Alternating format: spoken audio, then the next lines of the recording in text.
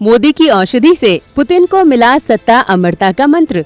मोदी की आयुर्वेदिक औषधि में छिपा है अमरता का महामंत्र। मोदी ने पुतिन और चीन को दी जवानी और सत्ता अमरता की आयुर्वेदिक औषधि। क्या मोदी की सत्ता अमरता की औषधि से मोदी, पुतिन और शी जिनपिंग सनातन काल तक अपने अपने देशों के प्रधानमंत्री और राष्ट्रपति पद पर बने रहेंगे? आज द कर्मा के इस वीडियो में हम आपको मोदी के सत्ता अमरता की औषधि के बारे में बताने जा रहे हैं। इसलिए हर सनातन प्रेमी से निवेदन है कि वीडियो को आखिर तक जरूर देखें।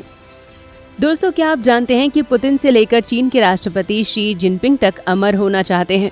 ऐसा इसलिए माना जा रहा है क्योंकि हॉट माइक ने पुतिन और शी जिनपिंग का वो संवाद रिकॉर्ड कर लिया है जिसकी किसी ने कल्पना भी नहीं की थी।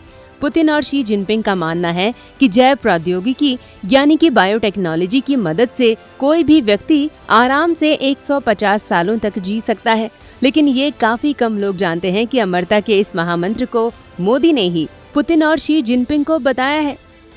सूत्रों की माने तो एससीओ समिट में मोदी ने चीन और रूस को आयुर्वेद की उस औषधि के बारे में बताया है जिससे मनुष्य कभी भी बुजुर्ग नहीं होता है। वैसे भी पुतिन को तो जवान रहने का पहले से ही शौक है, इसलिए जब मोदी, पुतिन और शी जिनपिंग एक साथ खड़े होकर हंस रहे थे तो मोदी ने आयुर्वेद की औषधि के बारे में पुतिन और शी जिनपिंग को बताया था।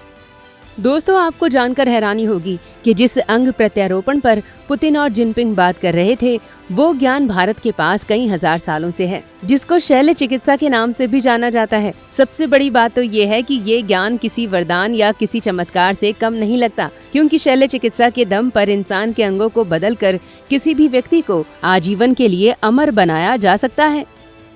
ऐसे कई उदाहरण भारत के इतिहास में देखने को मिलते हैं जिसमें शल्य चिकित्सा की मदद से लोगों का इलाज किया गया हो। दोस्तों, ऋग्वेद में विप्रला नामक योद्धा का पैर कट जाने के कारण उसको एक लोहे का पैर लगाया गया।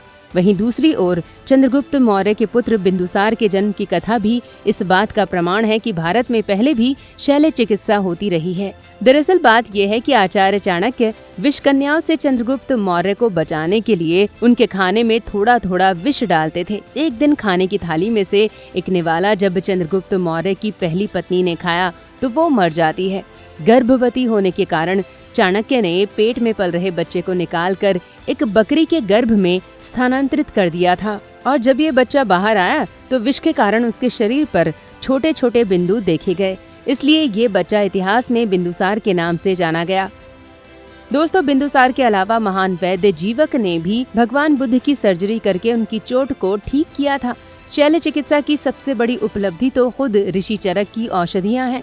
उनकी पुस्तक चरक संहिता से ये भी जानकारी मिलती है कि ऋषि चरक टूटी हुई हड्डियों को आयुर्वेद के ज्ञान की मदद से ठीक कर देते थे। यहाँ तक कि प्लास्टिक सर्जरी तक का वर्णन आचार्य सुश्रुत की सुश्रुत संहिता में देखने के लिए मिल जाता है।